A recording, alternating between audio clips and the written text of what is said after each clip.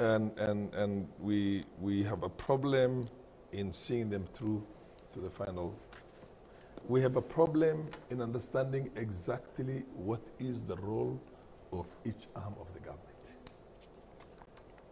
Members of Parliament are lawmakers. A lawmaker, legislative, representation basically, and oversight is one other role that the members of Parliament have. So a committee like the Constitutional Implementation Oversight Committee, it's an oversight committee, it's not an implementation committee. There was a Constitutional Implementation Committee that was headed by Charles Nyachai. Yes. The idea was that that commission would work in tandem with Parliament, more so very closely in hand with both your committee in Parliament as well as the Committee on Revenue Allocation for purposes of seeing how revenues can be allocated to create the infrastructure at the county level and devolution can work. And such that also all this, there was what was called the operationalization of laws. Yes, yes. The idea was to operationalize the Constitution by creating the necessary statutes. A Constitution is a very broad, flexible document itself. But for it to be put into practice and to be implemented, you must have the statutes or the acts of Parliament to implement that constitutional provision or every provision of the Constitution itself. Those things were never taken into consideration. That structure was lost. That structure was lost. There was a hurry on the part of Parliament to 11th Parliament to dissolve the Parliament that came after ours. We were burning the midnight oil up to midnight in Parliament to make sure that we operationalize that, fine-tuning all the laws.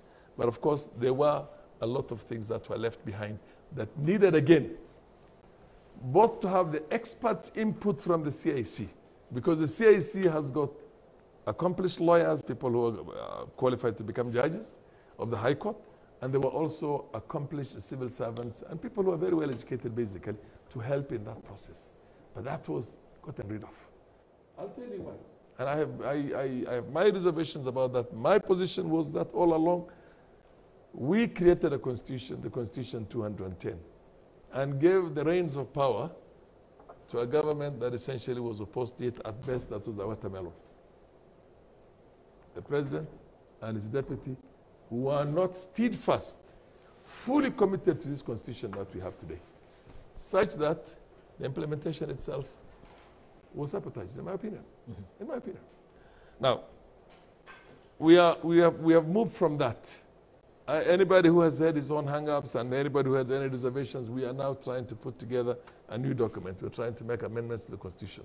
It's only fair that this new Constitution, when it comes into place, with all these amendments to this Constitution itself, that we have in place people who are committed to the spirit and the letter of the final Constitution after the amendments are done, holding the reins of the government so that we do not run again into another headwinds of getting people who are going to oppose it and make sure this thing is not done. And 10 years, 15 years later, we come back again and we say, we do not have a constitution that works.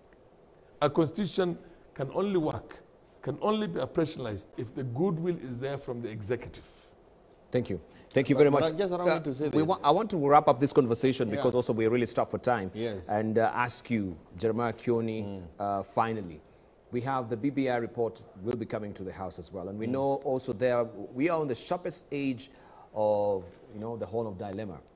Either we should go with the JLAC, referendum bill, or also from your committee, the CIOC bill. Why haven't you put your house in order as far as this referendum bill is concerned?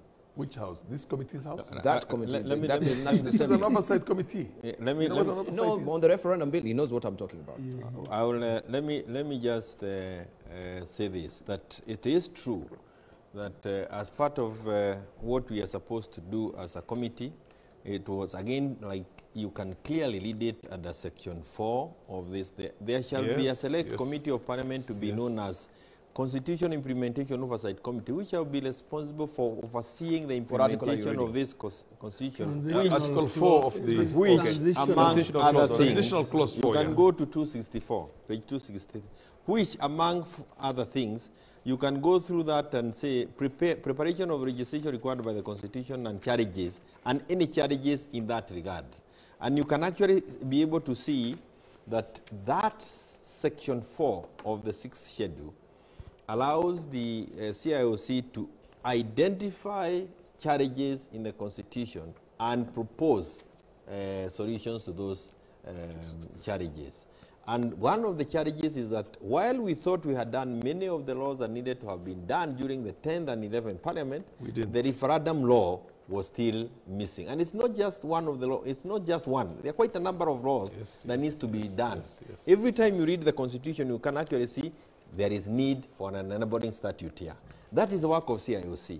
And I must say here with a little bit of worry that this is something that has not been recognized by the leadership in Parliament. And it becomes very difficult for a committee to continue struggling. So when we did the referendum law, I think there was a feeling that it should have been done by another committee. So JLAC again did another referendum law, and for again the leadership of the House decided that the JLAC committee referendum is a better one, and we have said it is okay. We had a meeting, we sat together with them and said we have no problem. I personally have no problem whichever law takes effect. President. What is important is that we allow the country to move on. But allow me to say this. Let him chime in as well. We'll give you a chance. Yes, as you're allowing me, Jacoyo. As we sit here, we have 150 of the statutes that were done by 10th Parliament and 11th Parliament that require to be amended, identified by the Kenya Law Reform Commission. And until Parliament recognizes the work that needs to be done by CIOC, it is going to be, these lapses are going to be there. And this is one of the structures that was put in place by the drafters of the Constitution to ensure that the refining is an ongoing process. It was not supposed to end. And this is a constitution that will take a long time. Jaco is vigorously shaking his head. Can I just add just a moment, Farah, I'll give you a chance. Just let's hear from Jaco first of all. You know, Debal, this is my friend. We kind of like appear to be on the same side nowadays, maybe because of the handshake. But I don't like to misinform Kenyans. This committee, its time has come and passed. Because this is an initiative, BBI is an initiative by popular demand. In other words, it's a people's thing. So Parliament is basically relevant and is taken care of in the same constitution is quoting. So that he is irrelevant to that conversation. Him and his committee. There's no way you can redefine that. And that is in the main body of the Constitution. Your committee is in the transitional clauses of the Constitution. So that, please, just let the people do their thing by popular initiative.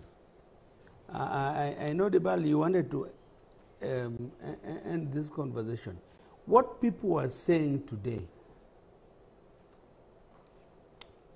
you can't stop it because it is from the people. Even when you vote no now, it's a bit too late. And it is good to be neat in law. And at least the two of them are lawyers. At least they know what I'm talking about. Don't define it another way.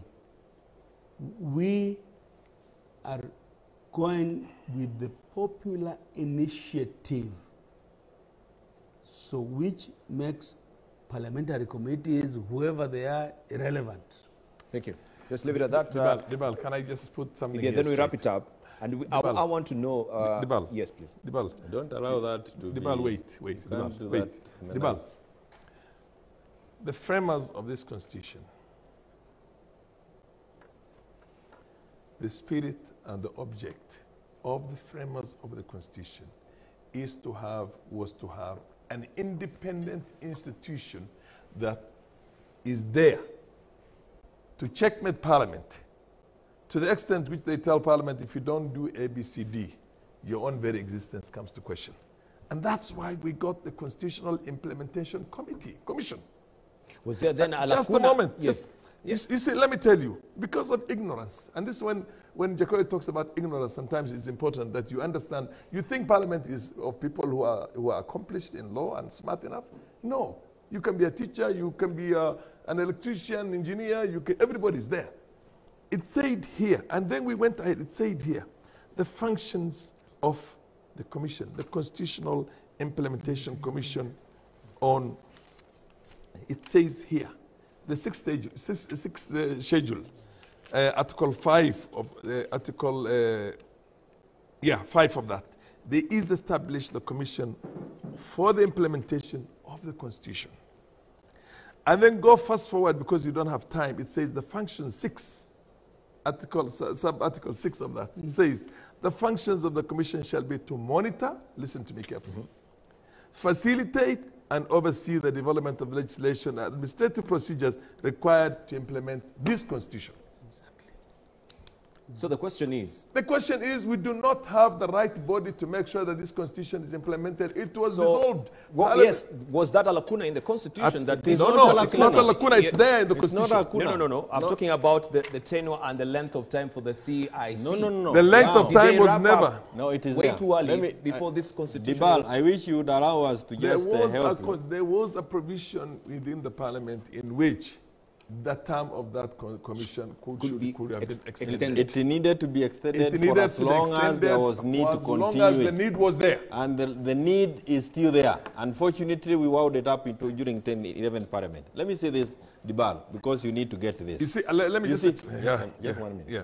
You see this document? Okay, can I just explain? Just one second. This BBI document has very many things that needs to be implemented in the Constitution.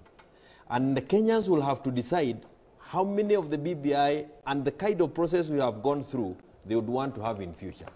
What these provisions were trying to do was to save Kenyans the time and the expenditure by allowing Parliament to do their work in ensuring that the Constitution meets the expectations of Kenyans over the period that the Parliament is there. But for as long as Parliament remains absent in this process, and we can only amend it through a popular initiative like we are doing now, we have to agree that we are going to continue spending money. We have to agree that we are going to have very heightened political environment at the expense of development. This process, I conclude by saying, this is a good thing. We have a BBI bill that we need to support, a wonderful thing that has come as a result of the handshake. But what do we do going forward? Because there are further amendments that we need in the Constitution. Dibal, I say Parliament must play its role. Dibal, listen here. It says sub-article 7 of that same thing, Schedule 6, Article 5, sub-article 7. The Commission for the Implementation of the Constitution shall stand dissolved 5 years after it is established, or at the full implementation of this Constitution as determined by Parliament, whichever is just a moment, whichever is sooner, but the National Assembly may by resolution extend the life of this commission. That's where as soon before the dissolution of this, Parliament needed to go back and say, how far have we gone with the implementation, which we never did. Parliament never did. So you actually grossly did, injustice to Kenyans. The leadership to Kenyans. Everybody in Parliament. During the 11th Parliament. It happened during the 11th Parliament. What is most important, they get paid sitting in those committees to do nothing because they have no legal basis in law. No, he's speaking of something extremely different from what I want to a parliamentary committee. You have 29 members in that committee. I know you are talking of something. A parliamentary committee. I want to educate you on this. The problem we have in this country is there's a lack of understanding or education on this document. Even MPs don't read their own They laws. don't know. Yeah. The idea is that you cannot have a committee in Parliament which is subordinate to the leadership of Parliament. Yes. To oversee this, what you call implementation. It has no powers. But when you have a body that is independent, the Constitutional Implementation Committee that's independent, that's outside Parliament, that demands these results, instead of going to court, they would say, look, if you can't implement these things on such a time, such and such, then Parliament has no business being as constituted as it is that time. Okay. Just a moment. We needed to look at this. No, thank you. I think I've got my signal from Bomet. It is only fair that we get also Isaac Rutto all the way from Bomet to join and chime in the conversation because, yes, we've covered a lot of issues as far as the BBI is concerned. Let us just cross over and welcome Isaac Rutto. We have his signal right now. We are just experiencing challenges so far. But good to see the chair of Chama Mashinani. Right? Could we have Isaac Rutto? Hey, good evening. Good to see you, sir. Wow. Good evening. Right, you're seated like a royal king there, I can tell you. Yeah, he's just devoid of his crown. It's because of the wiring is done on me. Yeah, sorry, I didn't quite get you, Isaac Rutto. We're having challenges with this signal? Yeah, okay, we'll just get to Isaac Rutto. Thank you for joining us. We've covered a lot, and it's a pity that also you're just joining us midway. But still, nonetheless, we'll continue with you. I want to get your reactions, first of all, because this is a question I posed to my panelists before, on what happened today, especially with the Elgeyo Marakwet now shooting down the bill as well. Now it's really gone down the tube. We have now 3 counties down the line as far as this bill is concerned. What is your reaction?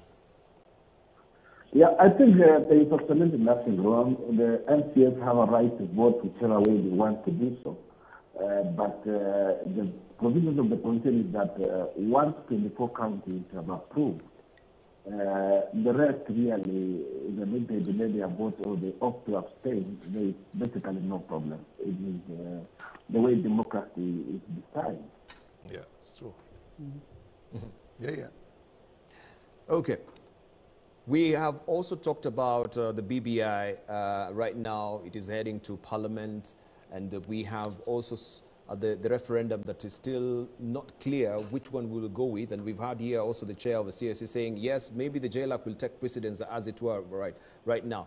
But the reason also I have you on the program is the fact that now you are the biggest supporter of Deputy President William Ruto. We know you were feistly and stoutly denying, of course, the Jubilee administration by then, but now this is such a 180 degrees turn that you've made so far. What has really informed you, this particular decision so far? The decision to support him in his presidential bid. As of now, I'm not aware of any other person who has declared the same. And we have had a discussion with him, and his indication is that he's equally concerned about mashinani issues. He's talking about empowerment of the unemployed youth. He's talking about the empowerment of those who are less fortunate to have employment. So therefore, I have been fighting for more resources to go to where his policies are in agreement with that. I have no reason to withhold my support. Nevertheless, there are issues that I feel I still need to continue to articulate under Chama Mashinani. Right, Isaac Rutto, because I saw an article today in the Star that says Chama Mashinani boss Isaac Rutto, if we may just pick it up as well, for the first time opened up on his decision to support Deputy President William Ruto for president. The former Bomet governor said he was moved by unwarranted tribulations Ruto subjected to, that is, Ruto is subjected to by the Jubilee administration and ODM leader Raila Odinga. The ex-governor, who is also the party leader of Chama Mashinani, revealed that his move was informed by Ruto's suffering. So is this a sympathy move that you made? Despite the fact that you've told us, yes, you no, agree I with think somebody is trying to interpret a speech I gave in Kalenjin language. And there is a way in which you cannot easily translate vernacular to English and get the same message. Most of that message is basically so you think this is distorted? Interpretation of whoever was trying to make it into English. And I think usually I can speak the English language fairly well, or even Kiswahili. I was speaking in vernacular, but somebody just translated it literally, which doesn't mean much, because he needed to have understood much more than what he appears to have understood. But isn't it interesting that this one is written by Gideon Getera and Felix Kipkemoi? So I think maybe they have a better grasp of this translation. I don't think they would have the same understanding of the Kalenjin language as I do. Those are pretty young guys who just went to school. They understand. But let me be very pointed to you, or with you, as this is concerned. Do you think Rutto is being subjected to suffering?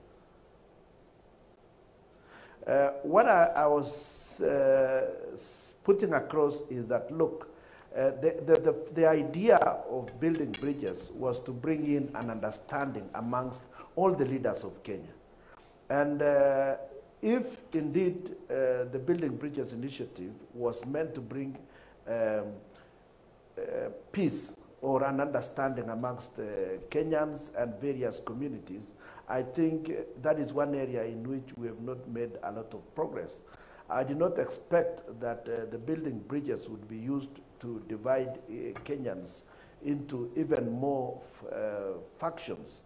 I would have expected, first of all, that Jubilee would remain as they are, and that ODM and the other associates in NASA would be brought on board, and that will be speaking as one country, respecting democracy, and going into any election. And after every election, there will be handshakes, all the way from the president to the members of the county assemblies, so that the various contestants ensure there is peace, and that communities would feel they are part of this republic. I think one aspect which appears to have obtained is that some sections of the country or sections of opinions seem to be getting subjugated further and further. And I don't think I would subscribe to that type of development. All right. Maybe you can get reactions from our panelists. We'll come back to you, Isaac Rutto. Thank you very much for joining us all the way from Bomet. Briefly, Jacomidio. Yes. At least I know of all the things Isaac has talked about, is that he is very good. He has good command of English language, so he can even use it to lie. but the thing is, Isaac, what is attracting you to William? Where are the computers that were promised to people? Now, the people who are in primary school then, who should have enjoyed the computers, are now going to vote. So in other words, the government lied to them. And William was he has not run away from it. Where are the 500,000 jobs? So that last week they were recruiting police people, and people are scampering for 1,000 or 10,000 jobs. You have millions of Kenyans trying to get those jobs. When he says Jubilee and ODM, I thought it is Raila who greeted Uhuru. I did not know ODM greeted Uhuru, unless there is a different definition. So that Isaac cannot lie to Kenyans on national television about the actions of Raila. Because even for us who support Raila, I support Raila, we have no idea about some of those things. Even some of them we wish to debate. Like Jeremiah said that there is, we will pass this law, but continue debating about it. Lastly, I want to implore or convince my friend Isaac that I don't think it is fair to his community, because it doesn't even make a difference, that in the late hour they continue to radicalize Kenyans. Please don't do it, because they are the ones talking about it, not us. It is not Uhuru Kenyatta, it is not Raila Odinga, it is not Musalia Mudavadi, not Kalonzo Musyoka. Nobody is doing this thing. They are the ones telling people how bad the government is. Thank you. All right, on that note, of course, when we circle back with Isaac Rutto, you will tell us, do you think these assertions that they're coming from Jacob Midio about you radicalizing Kenyans is valid? All right, Isaac Rutto will take on that on the other side of a break. We'll take a short break right now. When we circle back, we'll continue with more. Kindly use the hashtag Punchline.